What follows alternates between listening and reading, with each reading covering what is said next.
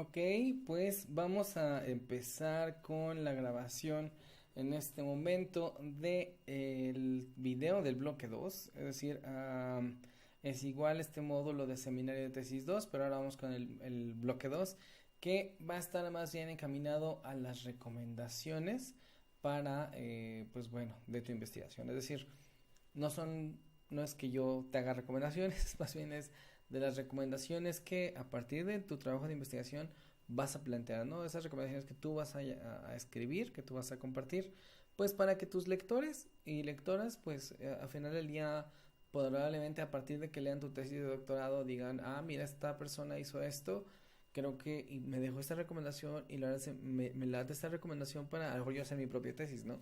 A partir de tu trabajo, ¿no? Y empezar, o sea, esa es mucho la manera en la cual el conocimiento crece, ¿no? Es decir, eh, ninguna investigación acaba con ningún tema, ¿no? Este siempre es un camino que siempre va a seguir avanzando y entonces, pues bueno, esto de alguna manera lo que se piensa es que sean como ciertas semillitas que tú puedas plantar en tu tesis que podían dar frutos en el trabajo de alguien más, en la mente de alguien más o en la tuya propia, si más adelante pues decides tomar una de esas recomendaciones y seguir haciendo investigación, por supuesto. Entonces, pues bueno, vamos a empezar con esta parte. Este bloque 2 tiene igual 5 temas. Básicamente vamos a abrir hablando acerca de las limitaciones del estudio.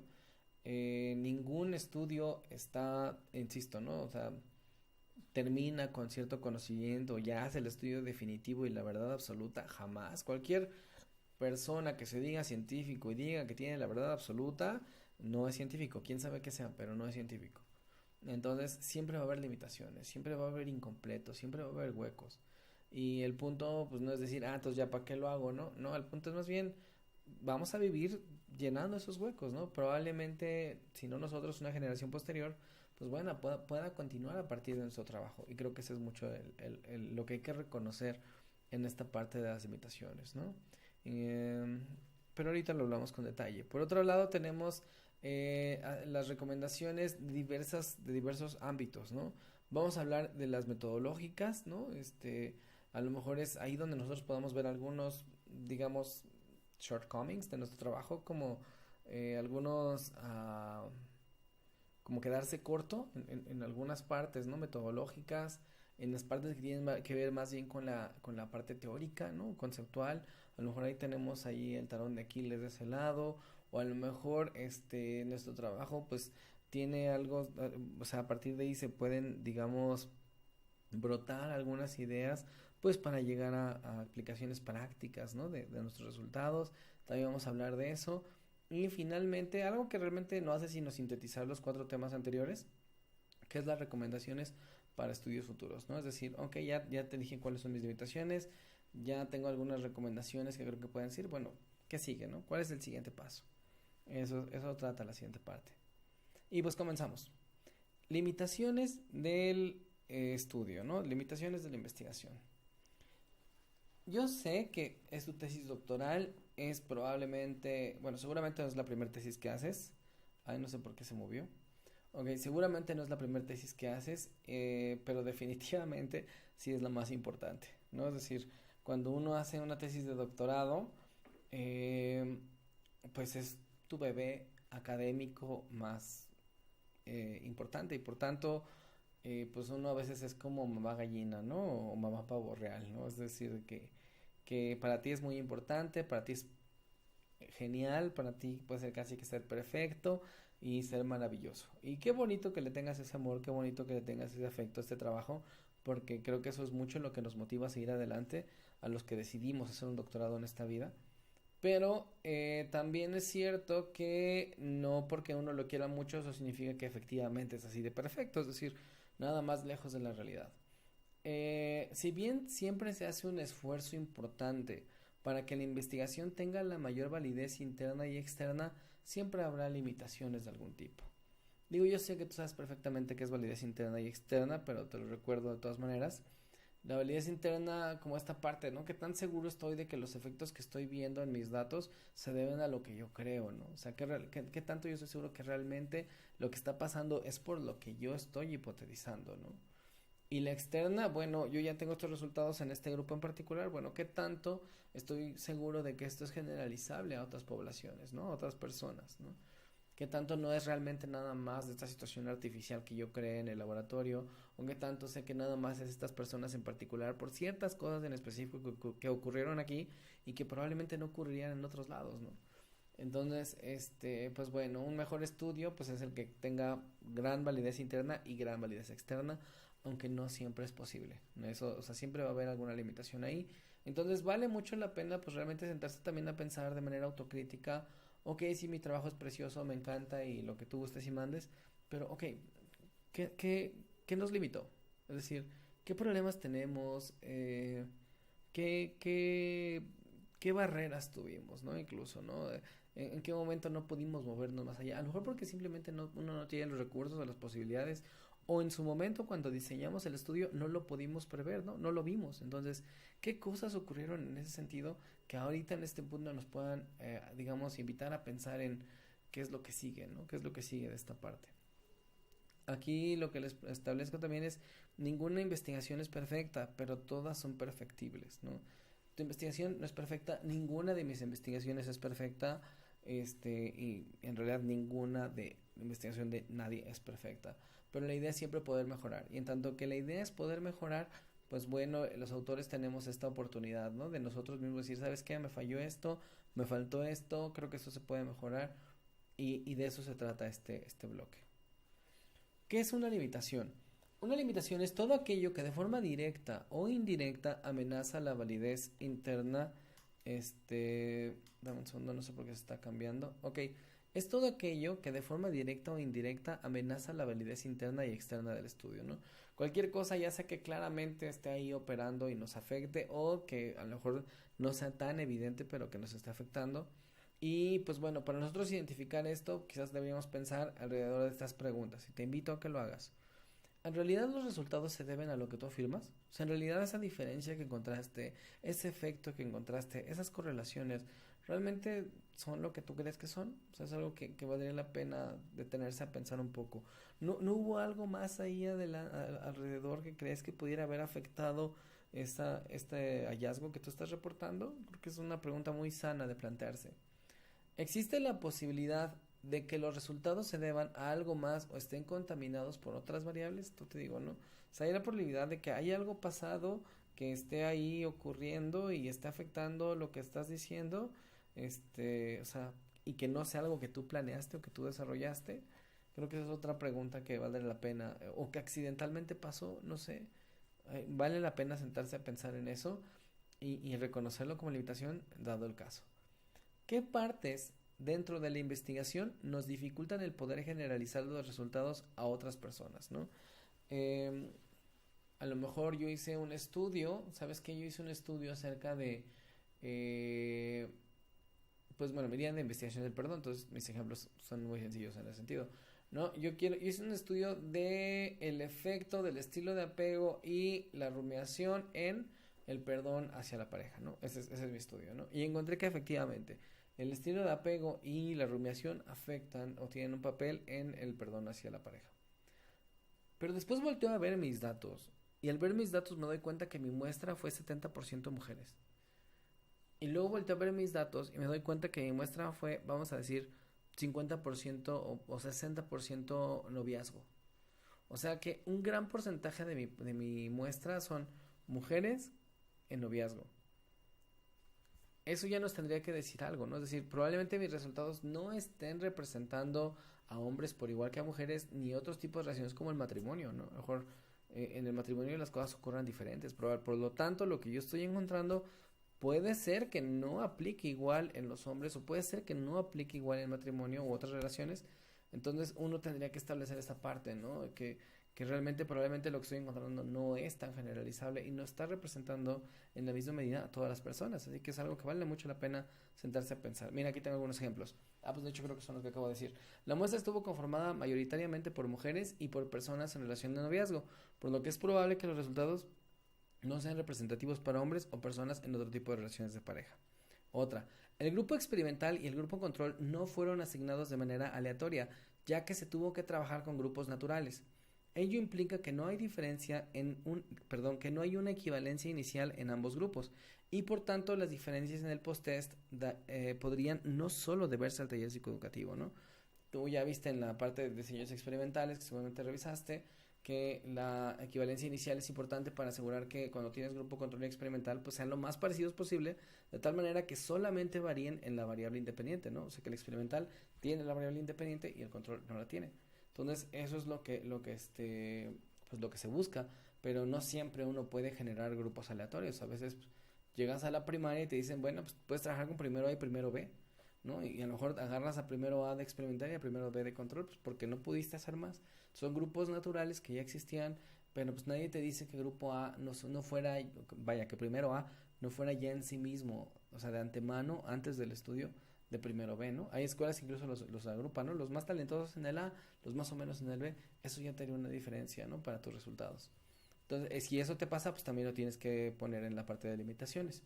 Y el instrumento de medición empleado para medir la ansiedad deportiva demostró pobres propiedades psicométricas, por lo que ello compromete la veracidad de los resultados, ¿no? Es decir, pues yo agarré el instrumento, lo apliqué, pues supuestamente, no sé, el instrumento venía muy bien, vamos a decir, lo vi de Colombia, entonces lo apliqué en México, como lo apliqué en un país diferente, chequé sus propiedades psicométricas y resultó que no estaba bueno, ¿no? Resultó que por alguna razón, para la población mexicana, el instrumento no responde de la misma manera.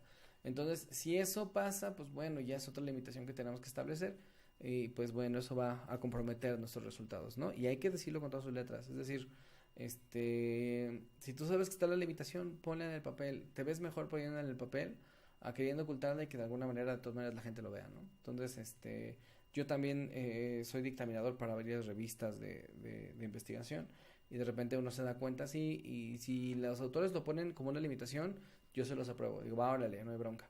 Pero si yo veo la limitación en el método, en los resultados, en algún punto, y ellos no la reconocieron, eso es motivo de rechazo. Por otra parte tenemos las recomendaciones metodológicas, ¿no? Como el segundo tema. Vamos a ver qué son estas recomendaciones metodológicas. Pues básicamente, bueno, te leo y explico. A partir de las limitaciones metodológicas, que son aspectos del método que podrían mejorarse, uno puede fácilmente proponer algunos cambios para que investigaciones en el futuro puedan tener diseños más sólidos y por tanto los resultados sean más confiables. Entonces aquí es donde uno se pone a pensar, ok, bueno, a nivel metodológico, ¿qué pude hacer mejor? Tuve una compañera en el doctorado, muy querida compañera, que tenía un diseño experimental con niños, pero los niños tendrían que estar ciegos y no de no ver, sino de no estar conscientes de en qué situación experimental estaban, ni qué es lo que estaban haciendo, o sea, no saber nada del experimento. Y pues tuvo un diseño, un error un poquito importante porque, pues bueno, haz de cuenta que igual no es su culpa, pues son las condiciones, ¿no?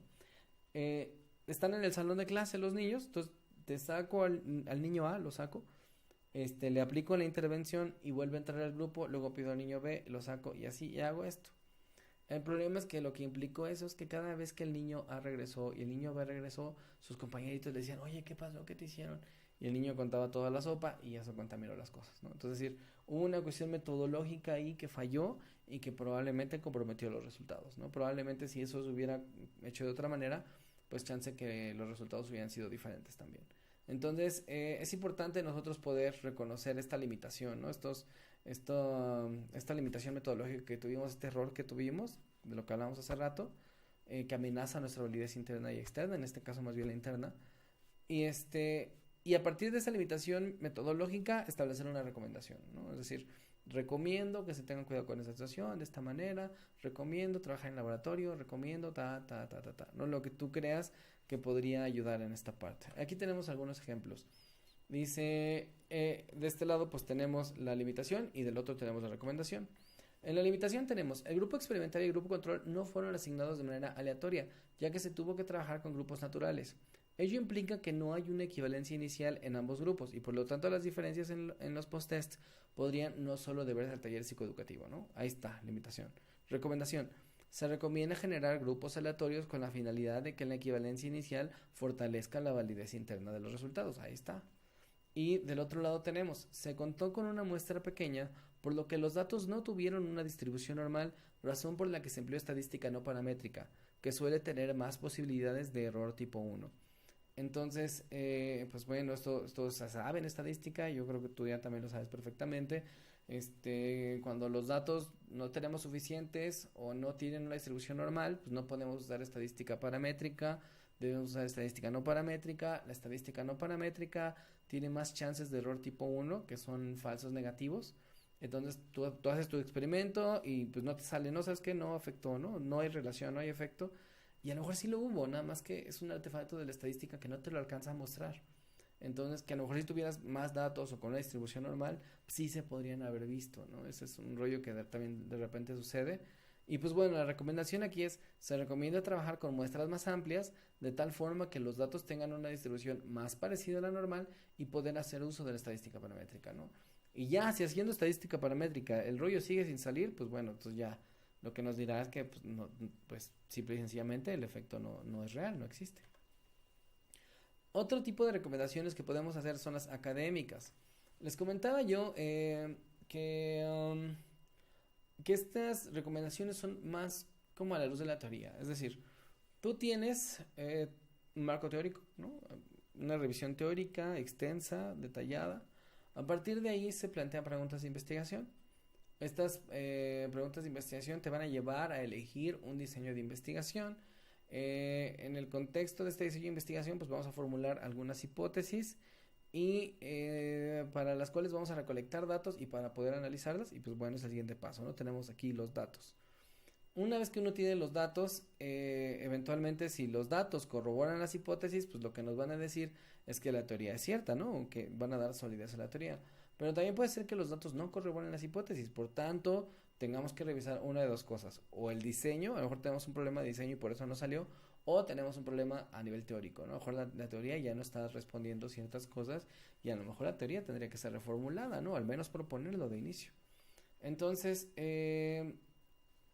cuando uno de repente, cuando pasa esto, ¿no? En particular lo de este lado, a lo mejor algo que podemos hacer es, ok, a lo mejor la definición del concepto o la definición del constructo que estamos trabajando quizás no es la mejor, a lo mejor podríamos haberlo definido de otra manera, a lo mejor, digamos, usamos una teoría, pero a lo mejor había otra teoría que podría explicar mejor los resultados, es decir, yo le creía 100% a la teoría A, los resultados no me dan para la teoría A, pero resulta que la teoría B sí me daba para entender estos resultados, entonces a lo mejor yo podría decir, bueno, probablemente podríamos caminar sobre la teoría B y ver qué sucede de este lado, ¿no?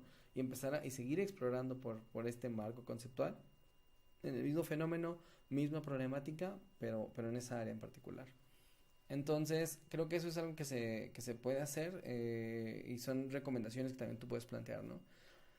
En este tipo de recomendaciones no necesariamente devienen de una limitación, sino que más bien brotan de los resultados de la investigación. Es decir, a partir de tus resultados es cuando tú puedes decir, no, la teoría va súper bien y sin broncas con la vida y todo lo que te voy a pedir es que la pruebes en otros contextos, con otras muestras, con otros diseños, etc. O bien decirte, no, ¿sabes qué? A lo mejor hay que buscarle por otro lado, mejor esta otra teoría explique mejor, a lo mejor a la luz de esta teoría pues quede más claro este asunto y es donde uno como que pues bueno, hace propuestas al respecto. Aquí les pongo un ejemplo, ¿no? Dice, el estudio demostró que los componentes de la terapia cognitiva de Beck, eh, el estudio demostró que de los componentes de la terapia cognitiva de Beck, el grupo que solo recibió la activación conductual mostró mayores índices de recuperación en el tiempo más corto. Esta evidencia sugiere que es necesario revisar el modelo de depresión de Beck, que propone a la activación conductual solo como un auxiliar en el tratamiento de la depresión, por lo que en el futuro revisar las explicaciones de orden, por lo que en el futuro sería de utilidad revisar las explicaciones de orden estrictamente conductual, podría resultar de valor, ¿no? Entonces es esa parte, es como decir, la teoría de Beck dice que la parte cognitiva, que es lo central en la depresión, la triada cognitiva de la depresión de Beck, que seguramente conocen muy bien, y pues bueno, dentro del tratamiento pues está enfocado en esta triada cognitiva. Pero también hay una parte que Beck plantea como que, pues bueno, pero esta activación conductual como que te da las herramientas para que fluya la parte cognitiva, porque el centro es la parte cognitiva. Pero pues a lo mejor los conductistas, ¿no? Más orientados pues a la conducta, al hacer este estudio, ¿no? En el que sabes que a unos pacientes solamente les vamos a dar la parte cognitiva, ¿no? Esto es solo la parte de la parte cognitiva y esto es solamente la parte de activación conductual, ¿no? Los separamos. Y resulta que los que se mejoran más rápido son los que recibieron la activación conductual. Bueno, entonces, vámonos. O sea, aquí la teoría tiene que ser revisada, ¿no? La teoría tiene, a ver, o sea, sí es cierto esa teoría que lo que nos estaba diciendo, o tenemos que voltear a ver otros modelos, ¿no? De otro corte, de otro orden. Entonces, esto sería una recomendación en este sentido, ¿no? Que uno puede plantear sin ningún problema en la tesis de doctorado también. Otro elemento que también podremos aquí nosotros tomar son las recomendaciones prácticas. Aquí lo que vamos a tener es algo que te tienes que plantear, ¿no? Es este trabajo que tú hiciste, esta tesis doctoral, dice, ¿ayuda a resolver algún problema real? Es decir, inmediatamente, no eventualmente y con las buenas intenciones, ¿no? Así como que, ay, eventualmente con este resultado vamos a lograr la paz mundial, ¿por qué no? Aquí el punto es, este resultado, este hallazgo, ayuda inmediatamente para resolver algún problema real ya que yo tengo aquí enfrente. Entonces, pues bueno, es una buena pregunta, ¿no? ¿Se ayudará a resolver un problema real? ¿Tiene implicaciones trascendentales para una amplia gama de problemas prácticos? O sea, uno se siente muy feliz haciendo su tesis, ¿no? Y teniéndola ahí en la casa y demás, pero pues ¿qué tanto valor tiene eso además de tenerla ahí en la casa, ¿no? Es decir, ¿qué tanto este conocimiento realmente puede impactar la vida de otras personas? Pues bueno, eso es una pregunta que vale mucho la pena también hacerse para ver si este conocimiento realmente contribuye a cambiar el mundo de manera más directa, ¿no? Entonces, no es que a fuerzas lo tengan que hacer, o sea, si tu tesis tiene orden más teórico, conceptual, más de otro orden, se vale y está 100% bien. Nada más que, pues, vale la pena hacerse esta pregunta, ¿no? Pues, plantearlo como una recomendación. Te pongo algunos ejemplos, ¿no? Esta recomendación tendría que venir desde la justificación. Si algo tiene que quedar claro en estas alturas es que todos los componentes de una investigación, en particular de una tesis, están vinculados, ¿no? Todo tiene una savia que corre por todo el diseño, por todo el trabajo. Entonces, a lo mejor vamos a pensar en este es un ejemplo que tiene que ver con psicoterapia en pacientes con cáncer, ¿no? Y para la depresión de pacientes con cáncer. En tu justificación tú podrías haber escrito, dado que la depresión está asociada a mayores índices de mortalidad en los pacientes oncológicos, se considera necesario poner a prueba empíricamente la eficacia de una intervención mediante la terapia de aceptación y compromiso para reducir la sintomatología depresiva en los pacientes. Es decir, tener cáncer ya es un problema en sí muy serio y muy difícil. Y nosotros como psicólogos pues no lo podemos curar, o sea, ese no es nuestro punto, pero podemos ayudar a su salud mental, ¿no? Y sabemos que los pacientes con cáncer que además tienen depresión tienen peor pronóstico médico que los pacientes que tienen cáncer pero no tienen depresión. Entonces nosotros no podemos hacer nada por la parte médica, pero sabemos que la conducta, sabemos que las emociones, sabemos que los pensamientos pegan en la salud. Entonces podemos entrar ahí y contribuir en alguna medida para, pues bueno, el bienestar de las personas. Entonces, esa es tu justificación, ¿no? O sea, tenemos este problema, por tanto, vale la pena poner a prueba una intervención para ver si realmente ayuda a las personas.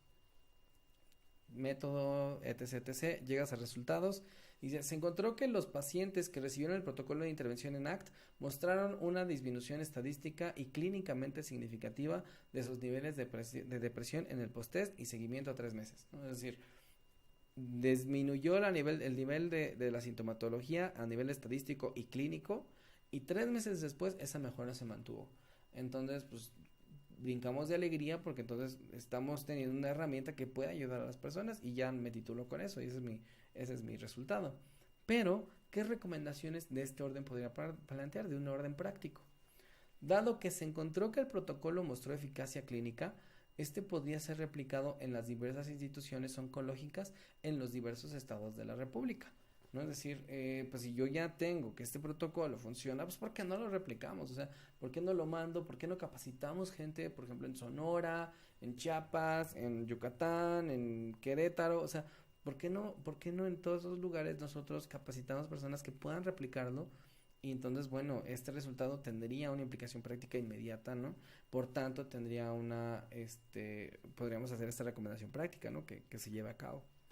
Y por último, tenemos las recomendaciones para estudios futuros. En esta parte, pues bueno, de manera muy puntual, son todas aquellas recomendaciones que se pueden hacer con la finalidad de que otras u otros investigadores lleven a cabo estudios que lleven el conocimiento unos pasos más adelante de su propia investigación. De todo lo anterior que acabamos de ver, aquí ya puntualmente es cuando tú dices, bueno, ¿qué sigue, no? ¿Qué se puede hacer? ¿Cuáles son los siguientes pasos que se pueden tomar? Pues básicamente aquí igual los tres elementos que van a ser importantes. Yo veo mis resultados, veo cuáles son las limitaciones y a partir de ahí planteo las recomendaciones para que alguien más eventualmente genere otros resultados más sólidos que los míos. Ese es el punto, ¿no? Esa es la idea. A partir de dónde puedo hacerlas, pues de todo lo anterior que acabamos de ver, pero además lo podríamos sintetizar en esta parte, ¿no? O de manera adicional, ¿no? Partir de un hallazgo particular de tu investigación, ¿no? Este hallazgo es de interés. Reconocer las limitaciones de tu investigación. Ok, este hallazgo es importante y todo, pero pues le falla esto, ¿no? Me equivoqué en esto, no pude lograr aquello. Examinar o probar y eso ya a partir de ahí es un elemento, ¿no? Siguiente, examinar o probar un supuesto teórico o modelo, ya sea por primera vez o en un contexto, locación o cultura nueva. Estos dos elementos también pueden ser muy útiles, ¿no? Es decir, ok, ya probé este resultado salió y está perfecto. Entonces, en esta población, en mi población del Estado de México. Pero, ¿qué pasaría en otras poblaciones? ¿No? ¿Qué pasaría en Estados Unidos? ¿Qué pasaría en Colombia? ¿Qué pasaría en Yucatán? ¿Qué pasaría en Mérida? Es decir, ¿qué pasaría en otros niveles socioeconómicos, en otros niveles educativos? O sea, ¿realmente el modelo seguiría funcionando igual? Esa es una implicación que también podríamos hacer. Una recomendación a futuro es que se explorara en todas esas condiciones, ¿no? Pues si la gente hace eso, pues básicamente nos lleva a reevaluar los hallazgos, ¿no? De todos los lugares donde se están mostrando los resultados y eventualmente a fortalecer los modelos teóricos, las explicaciones, ¿no? Si yo veo si yo, digamos, veo mis hallazgos que tienen limitaciones, con estas limitaciones de que no son absolutos ni perfectos, me llevan a examinar este modelo en otros lugares, en otros contextos. Si una vez que yo, o en la comunidad científica, prueba estos modelos en otros contextos, resulta que sigue saliendo, ¿no? O sea, a la hora de reevaluar los hallazgos, vemos que ahí sigue y que permanece y que se solidifica, pues bueno, eso nos lleva a expandir las teorías, expandimos las explicaciones, podemos saber más acerca de lo psicológico, de lo que tenemos en este caso como lo psicológico, y creo que eso tiene gran valor. Es la manera en que crece la investigación. Algunos ejemplos que te comparto aquí de manera muy puntual pues, sería igual de manera muy concreta es, dada la efectividad del protocolo de intervención en pacientes oncológicos, se sugiere probar su efectividad en otras enfermedades degenerativas, ¿no? Del mismo ejemplo que tenías hace rato, ¿no? O sea, los pacientes con cáncer les ayudó, bueno, le podría ayudar a las personas con VIH, ¿no? Esa terapia también les podría ayudar. Les podría ayudar a las personas con Parkinson, ¿no? Les podría ayudar también esta situación, esta terapia, este protocolo, a la gente con diabetes. Es decir, podríamos generalizarlo a más lados. Eso es una sugerencia que tú puedes proponer a futuro, ¿no? Es decir, se podría probar en estos contextos. La escala de rumiación ante una transacción cometida por la pareja resultó ser válida y confiable mediante análisis exploratorios. Se sugiere someter la escala de análisis confirmatorios en otros contextos para corroborar su validez de constructo. Es decir, yo ya hice esto funcionó bien, está operando bien, se ve bien, pero no está terminado. O sea, hay que subir al siguiente escalón, al siguiente nivel, que es la parte confirmatoria, y además probarlo en diferentes lugares, pues para ver qué tan sólida es realmente la escala y qué tanto realmente pues está midiendo este constructo independientemente de la parte cultural, ¿no? Y finalmente otro ejemplo que les pongo es, se encontraron diferencias en los niveles de depresión de hombres y mujeres en el estado de Nayarit. No obstante, se sugiere examinar dichas diferencias en otros contextos geográficos y culturales para poder determinar que la diferencia es atribuible al género, ¿no? Es decir, encontré esta diferencia aquí, pero necesito yo buscarla en otros lados para pues, realmente tener como certeza de que pues esto realmente es por lo que yo digo y no por una cuestión cultural ahí que se esté atravesando. Por mi parte eso es todo. Espero que esto haya sido de utilidad, que te haya dado algo de luz para ver qué sugerencias puedes hacer, ¿no? A futuro para siguientes investigaciones, que te haya ayudado a ver las limitaciones de tu estudio, no como una falla y un mea culpa y está todo mal, porque no es el caso. El caso es simplemente reconocer con humildad que tu investigación no es perfecta, como la de nadie es perfecta, como ninguna de las mías es perfecta. Entonces, y a partir de ahí ver eso como un área de oportunidad por la que pues el conocimiento científico puede expandirse y puede crecer. De mi parte eso sería todo por ahora y pues muchísimas gracias por tu atención.